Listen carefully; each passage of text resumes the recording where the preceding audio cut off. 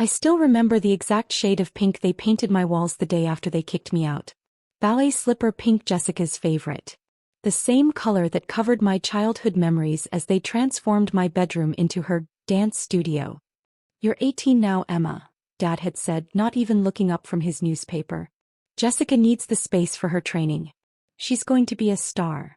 Mom was already packing my things into garbage bags. Not boxes, bags. Like everything I owned was just trash to be cleared out.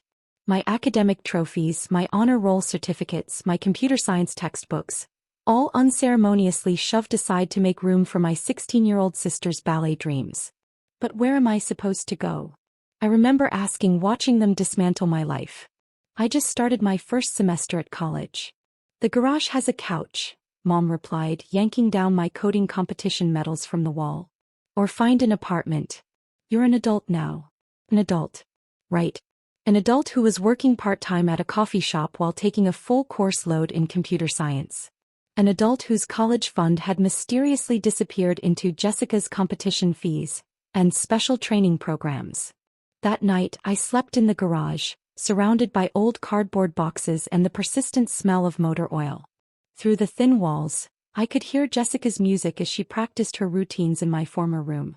Mom's voice drifted down, full of praise and encouragement, sounds I hadn't heard directed at me in years. The next morning, I called the only person who'd ever believed in me, my grandmother. "Move in with me," she said without hesitation. "Your grandfather's old office is empty and I could use the company."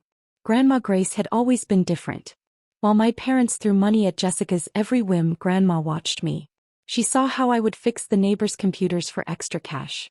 How I spent hours learning to code, building websites, dreaming of something bigger. "You remind me of your grandfather," she told me one night after I'd moved in. We were sitting in his old office, now my bedroom, surrounded by his engineering books. "He built something from nothing too. Started with one building, ended up with a real estate empire." She pulled out an old leather portfolio. "He left this to me, but I think you need it more." Inside was the deed to a small apartment building in the up-and-coming part of the city. Not prime real estate, but solid. Profitable. A foundation. "It's yours now," she said, pressing the portfolio into my hands. "Do something with it." That was 10 years ago. 10 years of working every spare moment. 10 years of learning about property management, real estate development, and investment strategies. 10 years of turning one building into 5, then 10, then a whole portfolio of prime properties across the city. And now here I was, watching through the one-way glass of my newest luxury building's leasing office as my parents filled out a rental application. They hadn't changed much. Dad still had that air of entitled confidence, even though his law practice had been struggling lately. Mom still wore that look of barely concealed anxiety behind her expensive makeup. They were trying to downsize, I knew, after Jessica's dance career had fizzled out despite the thousands they'd poured into it. "Miss Chin," my property manager's voice crackled through the intercom. "The Walkers are asking about the penthouse suite. Should I?" "Let them finish the application," I replied, straightening my designer suit. "I'll handle this personally." Through the glass, I watched Mom's eyes widen as she read the rental requirements. The income specifications alone would stretch their budget to the breaking point, but they were desperate to keep up appearances. This building, the Grace, named after my grandmother, was the most prestigious address in the city. 3 months deposit up front, Dad muttered, flipping through the paperwork. Highway robbery. If only he knew who was robbing him. I checked my reflection in the mirror, making sure my professional mask was firmly in place. 10 years ago, I'd been the unwanted daughter they'd exiled to the garage. Now I was about to become their potential landlord. "Send them into my office," I told my manager. "It's time for their interview." The look on their faces would be priceless. But more than revenge, this was about something else. This was about the girl in the garage, the one they'd thrown away like yesterday's trash, finally showing them exactly what she'd become. I settled behind my desk, fingers brushing against Grandpa's old portfolio, my lucky charm. From somewhere in the building, classical music drifted through the walls. Ballet music. I smiled at the irony. "Send them in." The door opened with the soft whisper of expensive hinges. My office, like everything else in the Grace, was designed to impress floor-to-ceiling windows overlooking the city, modern art pieces carefully selected to suggest both wealth and taste, and my grandfather's restored mahogany desk commanding the center of the room. "Mr. and Mrs. Walker," my assistant announced, ushering them in. "Here for the Penthouse interview." Mom entered first, her Botoxed smile frozen in place. She'd gotten her hair done recently, probably at that overpriced salon she couldn't really afford anymore. Dad followed, his confident stride faltering slightly as he took in the office. I could practically see him calculating the square footage, the cost per square foot, adding up his own diminishing worth in his head. Neither of them recognized me at first. Why would they? The Emma they'd known wore coffee-stained uniforms and second-hand clothes. This Emma wore Chanel and had her own driver. "Please have a seat," I gestured to the chairs in front of my desk, enjoying the way they immediately complied. Amazing how the dynamics of power could shift in a decade. "We're very interested in the Penthouse suite," Mom began, her practiced social voice in full effect. "Money is no object, of course." I glanced down at their application, taking my time. "I see you're currently residing in the Oakwood district. That's quite a change, moving from a 5-bedroom house to a penthouse apartment." Dad shifted uncomfortably. "We're downsizing. Empty nesters now." "Empty nesters," I repeated softly. "Both your daughters moved out then?" "Our youngest had a promising dance career," Mom jumped in predictably. "She trained with the best companies in Europe. Our older daughter—" She paused, that familiar dismissive tone creeping in. "She moved out quite some time ago." "Did she?" I looked up, finally meeting their eyes. "To the garage, as I recall." The silence that followed was exquisite. I watched as confusion gave way to recognition, then shock, then something close to horror. "Emma." Mom's voice had lost its polished edge. "Hello, Mother." I leaned back in my chair, letting them process the moment. "Father. It's been 8 years since the last awkward family Christmas." Dad's lawyer instincts kicked in first. You own this building?" "This building?" I laughed softly. "I own the whole block. The Grace is just one of 30 properties in my portfolio. But you'd know that if you'd bothered to keep track of what happened to your disappointing daughter after you threw her out." "We didn't throw you out," Mom protested weakly. "We just needed the space for Jessica's training." "Yes, I remember. How did that work out?" "Last I heard, she was teaching beginner ballet at the community center." The barb hit home. Mom flinched and Dad's face reddened. "Now," I continued, pulling out their application, "let's discuss your rental application. Your income doesn't quite meet our requirements. Your credit score is concerning. And your references." I paused, letting the tension build. "Well, let's just say they weren't exactly glowing." "Listen, Emma," Dad started, his lawyer voice emerging, the one he used when negotiating plea deals. "About what happened, Save it." I held up my hand. "This isn't about what happened 10 years ago. This is a business meeting. You want to rent the penthouse suite in my building. I'm telling you that you don't qualify." "But surely you could make an exception," Mom pleaded. "We're family." The word hung in the air like smoke, acrid and choking. "Family," I repeated, opening my desk drawer. "Interesting you should mention that." I pulled out a familiar garbage bag, one I'd kept all these years. "Remember this? My entire childhood stuffed into trash bags because boxes were too much trouble." Mom had the grace to look ashamed. "I kept this as a reminder," I continued. "Not of what you did to me, but of what I promised myself I'd never become. I built this company from nothing, sleeping on Grandma Grace's floor, working 3 jobs while finishing my degree. And now you want me to break my own rules because we share DNA. Please." Dad's voice had lost its authority. "We need this apartment. Our house. We can't afford it anymore. The market's changed, my practice isn't what it used to be. The garage has a couch," I quoted their words back to them. "Or find an apartment. You're adults now." The color drained from their faces as their own words came back to haunt them. But then I did something that surprised even me. I pulled out another set of papers. "There is one option," I said slowly. "We have a smaller unit available. 2 bedrooms, 4th floor.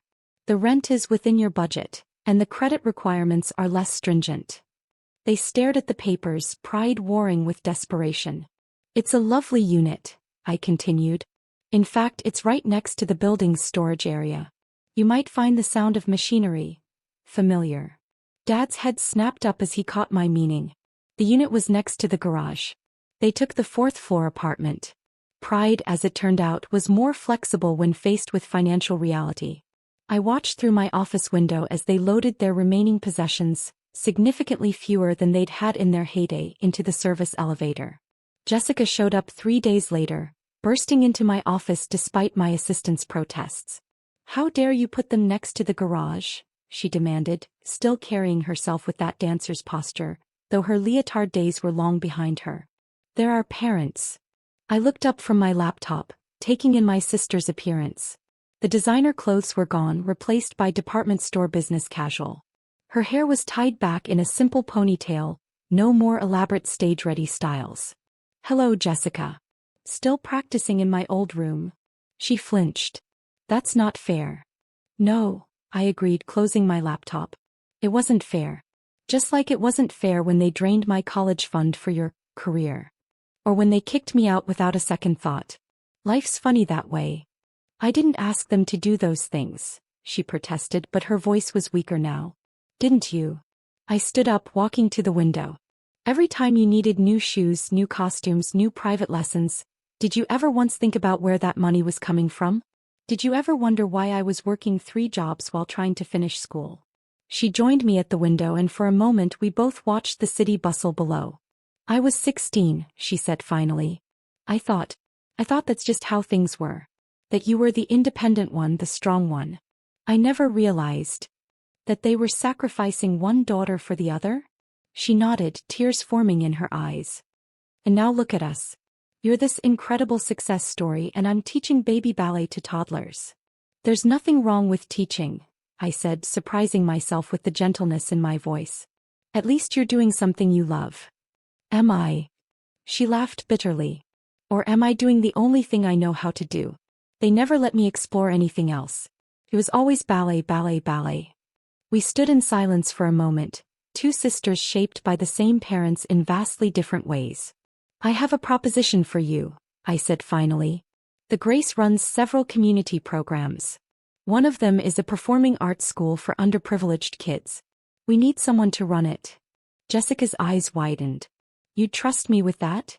"It's not a handout," I clarified quickly. "You'd start as an instructor, work your way up. Learn business management, program development. Build something of your own." "Why?" she asked. "Why help me after everything?" I turned to face her fully. "Because unlike our parents, I don't believe in sacrificing one person for another. And because maybe it's time we both got the chance to be who we really are, not who they wanted us to be." The next few months brought changes none of us could have predicted. Mom and Dad adjusted to apartment living, though I often caught Mom staring wistfully at the penthouse windows above. Dad started taking on smaller cases, finding a new purpose in helping people who really needed legal aid rather than chasing wealthy clients.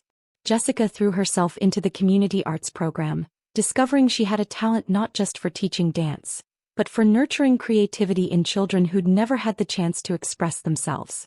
She moved into a modest apartment in one of my other buildings, paying full rent at her insistence. Grandma Grace, who'd watched it all unfold with quiet satisfaction, finally agreed to move into the penthouse suite I'd been offering her for years. "Your grandfather would be proud," she told me over dinner one evening. "Not just of the empire you've built, but of how you've handled everything." "Even putting Mom and Dad next to the garage?" I asked, smiling. She laughed. "Especially that. Sometimes people need a taste of their own medicine to understand its bitterness." A year after they moved in, I received a letter from my parents. Inside was a formal apology, handwritten on proper stationery, acknowledging everything they'd done wrong. Along with it was a check, an attempt to repay my stolen college fund with interest. I framed the letter but returned the check with a note: "Invest it in Jessica's arts program instead. Some things are worth more than money." The following Christmas, for the first time in a decade, we all gathered in Grandma's penthouse. The conversation was stilted at first, years of hurt and regret hanging in the air like tinsel. But as the evening wore on, something shifted. Dad asked about my latest development project, showing genuine interest. Mom helped Jessica lay out her plans for expanding the arts program. There were moments of awkwardness, old habits threatening to resurface, but we caught ourselves, corrected course. Standing on the penthouse balcony later that night watching the city lights twinkle below, I thought about the girl in the garage. She'd been hurt, angry, determined to prove everyone wrong. And she had. But somewhere along the way, proving them wrong had become less important than proving herself right. Emma. Jessica joined me on the balcony. Thank you. Not just for the program but for showing me there's more than one way to dance. I smiled, thinking of the journey that had brought us here. From a garage to a penthouse, from broken to healing, from revenge to redemption. You know, I said, I think we're all learning new steps.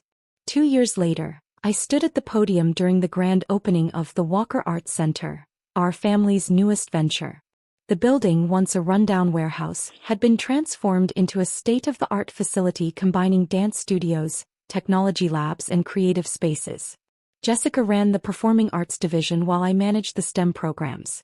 Mom and Dad sat in the front row, their expressions a mix of pride and regret.